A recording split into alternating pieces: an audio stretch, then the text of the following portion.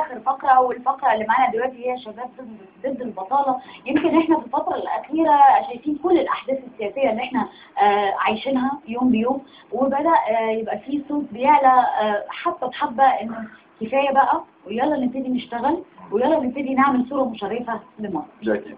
البطاله يمكن هي الاساس اللي قامت عليها ثورات كثيره جدا، منها ثوره تونس، وحتى بعد سنه في ناس لغايه دلوقتي بتنتحر في تونس بسبب البطاله. ثوره مصر برضه لا زال عندنا مشكله البطاله بشكل كبير جدا، وهو الواسطه والمحسوبيه، شيء مهم قوي في حياتنا يعني نعترف بيه لغايه دلوقتي كلنا، ولو موجود لغايه دلوقتي في بلدنا. منورنا وائل احمد، مساء الفل يا وائل، اهلا بيك. هو منسق الحركه وهو موظف في جهاز حمايه المستهلك. ووليد عبد المنعم مؤسس الحركه، مساء الفل يا وليد. البطاله ودوركم ودور الحركه في القضاء على البطاله. احنا الحقيقه هنبدا من بدايه تاسيس الحركه. الحركه تاسست في سنه 2007. 2007 بالظبط. شباب ضد البطاله. وهل هي يعني تشتغل وفعاله من 2007؟ ما لسه كانت اجتماعيه لحد ما. مجهودات مدنيه. بالظبط. الحركه تاسست في 2007. بدايه تاسيس الحركه كان هدفنا ان احنا نعمل تدريب وتوعيه. حسينا ان في مشكله كبيره جدا بتؤرق مصر اللي هي مشكله البطاله، ولقينا ان الحركات اللي موجوده على الفيسبوك واللي طالعه في الوقت ده كلها بتتكلم في السياسه شويه. حاولنا ان احنا ناخد منحى اجتماعي وقضيه ملحه على كل المصريين الموجودين في الوقت ده، بالذات ان شبابنا زي ما حضراتكم شايفين يعني للاسف في طاقه كويسه جدا، في طاقه وفي مهارات كمان، بس بيخرج غير مؤهل لسوق العمل. يعني اللي بيدرسوا شيء واللي بيخرج بيلاقيه شيء ثاني خالص. شيء خالص. ده عيب في الدراسه، عيب في منظومه التعليم. الموضوع ده شيء مفروغ منه. تمام. بس هل ده بتوجهه على التعليم الحكومي ولا التعليم الخاص كمان؟ هو التعليم الخاص او التعليم الحكومي ما فيهوش تدريب تحويلي.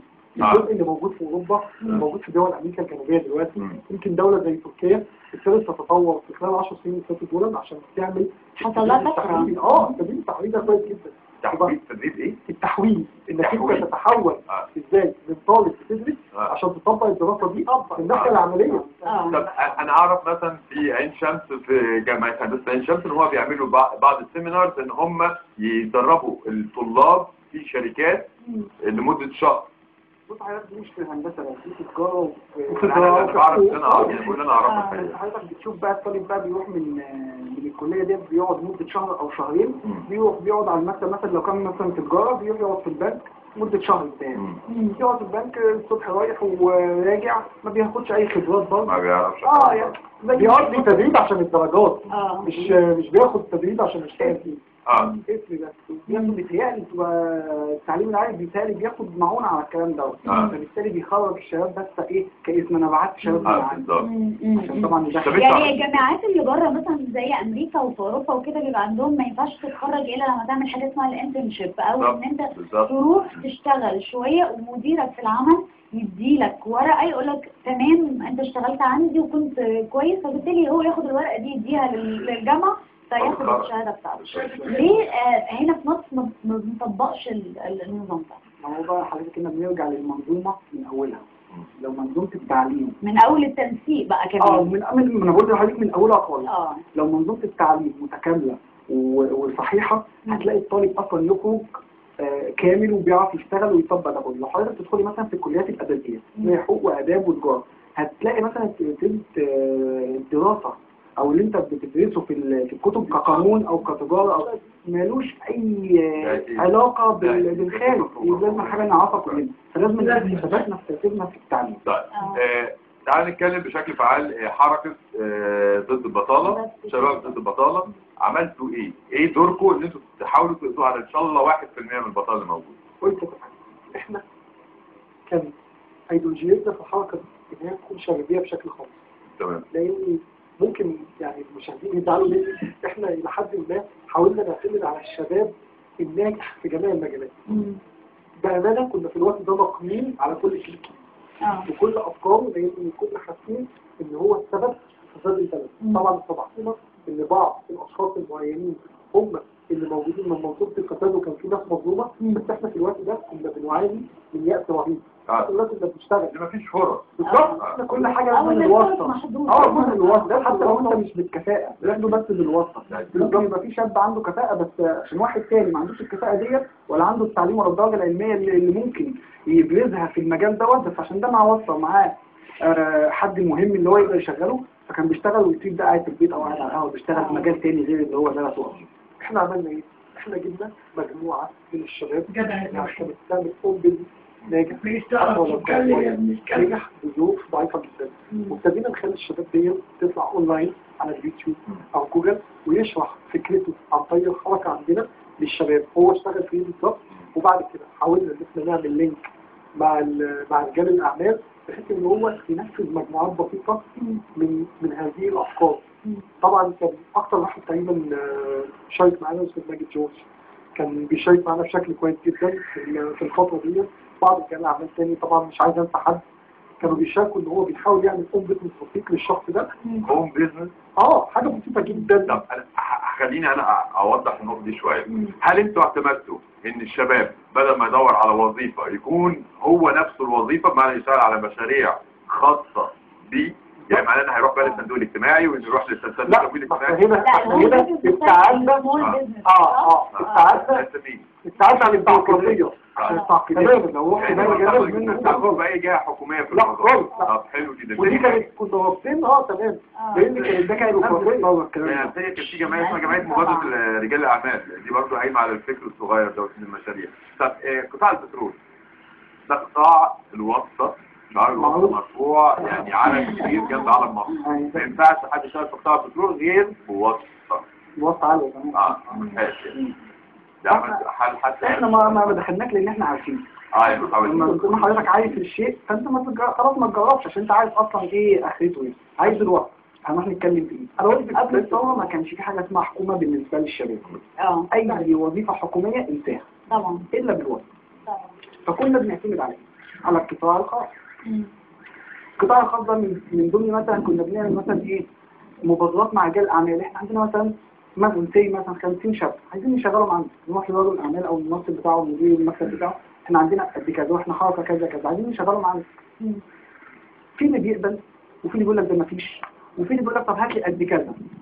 وتيجي حضرتك تبص بقى برضه المنظومه السياسيه كلها لما تكون بايظه يجيب لك الشباب رجال الاعمال اللي ترضى تشغل، يجيب لك الشاب من دول يقول لك هتشتغل ماشي. الشباب نفرح كلنا وفي شغل وكده، الشاب يروح يشتغل بال10 ساعات وياخد 400 جنيه.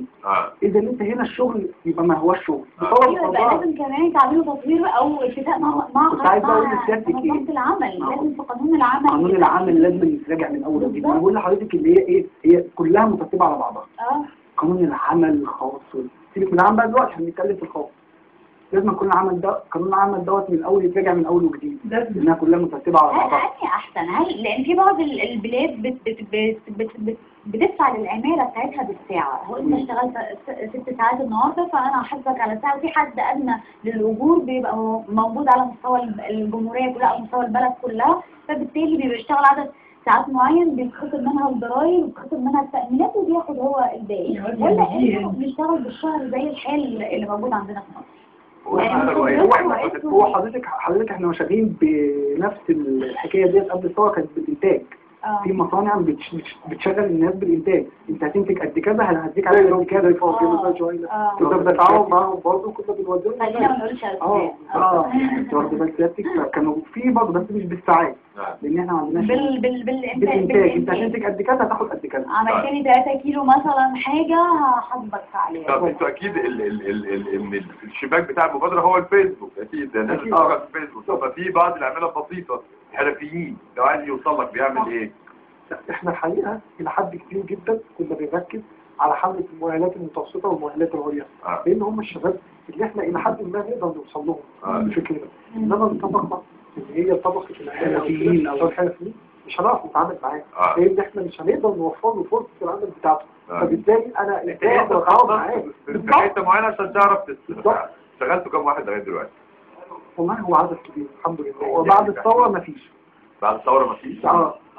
قبل الثوره كان عدد كبير يعني على مدار مثلا 4 سنين كام؟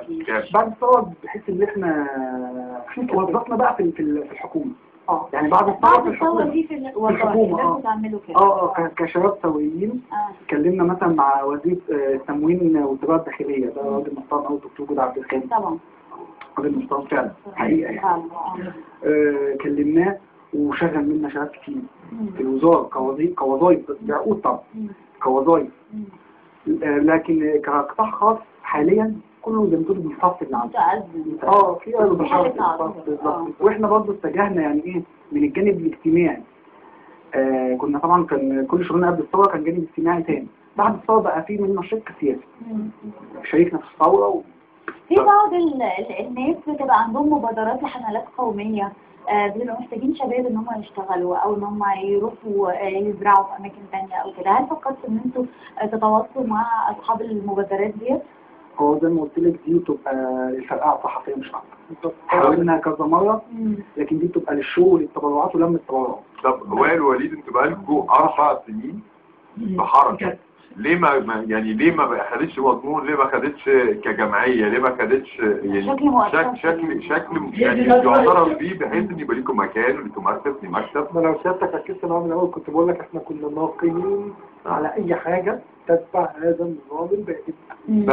بس انت يعني انت عندك نيتك شيء وفكرك شيء، بس عشان تلعب وتنزل الملعب تلعب لازم تبقى لابس وهتروح فين من البيروقراطيه عايزين ورق وعايزين انا هقول لك حاجه. انا اعرف جمعيه اسمها مبادره رجال الاعمال، هي جمعيه بيشارك فيها كل اللي فيها تطوعي يعني المتطوعين، والحقيقه بيعملوا دور مهم جدا وبيشتغلوا مع القطاع العام كمان، بس هم في فكرهم الخاص مناقضين على فكر القطاع العام. لمعلومات اي نشاط على الفيسبوك ما كانش ينفع نعمل الجمعيه.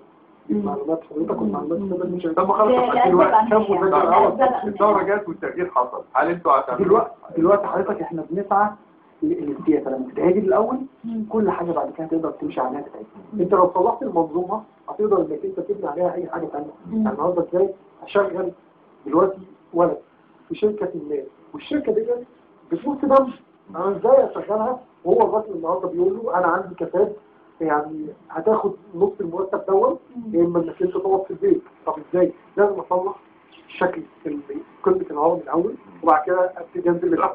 ايه اقل مرتب بتدور عليه للموظف للطالب للشاب؟ يعني ادنى مرتب بتقبل ان الشاب دوت يشتغل على حسب حاله الشاب. يعني لو الشاب دوت لسه متخرج انا بحاول المينيمم يبقى 800 شهريا بس بشرط على الرغم ان ده مش الحد الادنى يعني. لا ان يكون الشغل دوت في وسيله مواصلات وهو بعيد او لو يكون قريب من الولد، لان 800 جنيه دول في الوقت ده بيعملوا المواصلات. انما لو عنده مسؤوليات يعني انا ما رجحش ان هو يقل عن 1000 او 1000.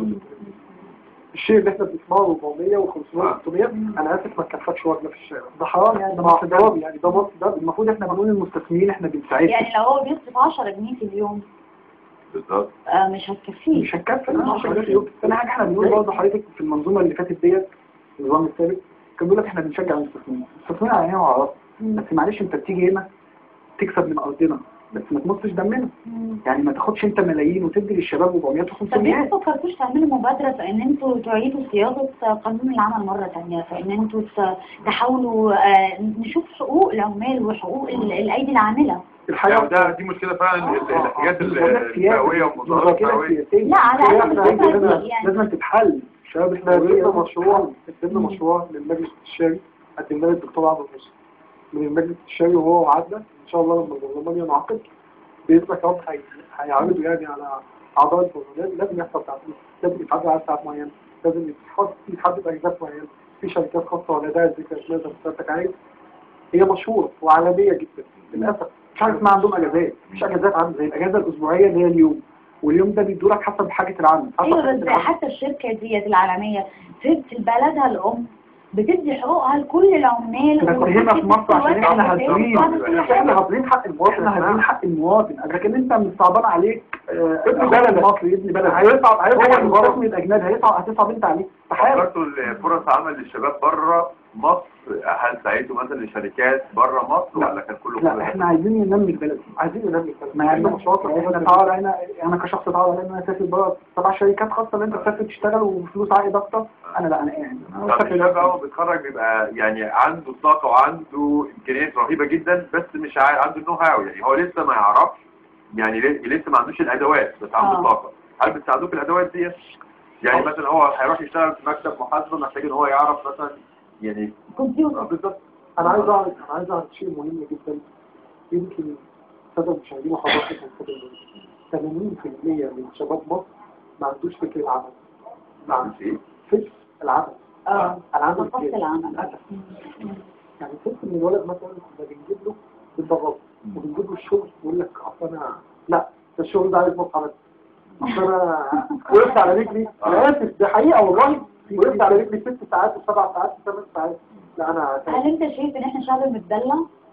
حقيقه بجد فعلا شعب مستهلك بشكل رهيب جدا. بس ده انا ما بطلبش فيها، انا اي آفة موجودة في المجتمع انا ما بطلبش فيها فاضي المجتمع. يعني هي فكره هيتغير، الثقافه احنا ربنا 60 سنه اتلعب في الاعلام والتعليم بتاعنا.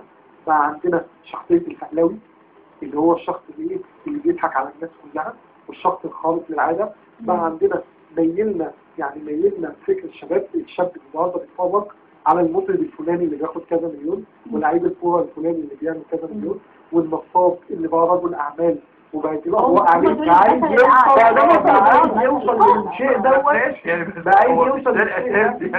لا بس هما بيبقوا شايفينها ماشي ما اختلفناش، بس هقول لك يعني انا من وانا عندي 16 سنه بشتغل، كنت بشتغل مبيعات وكنت ببيع ساعات وكنت بلف في مصر كلنا كنا اللي عايز يشتغل هيشتغل.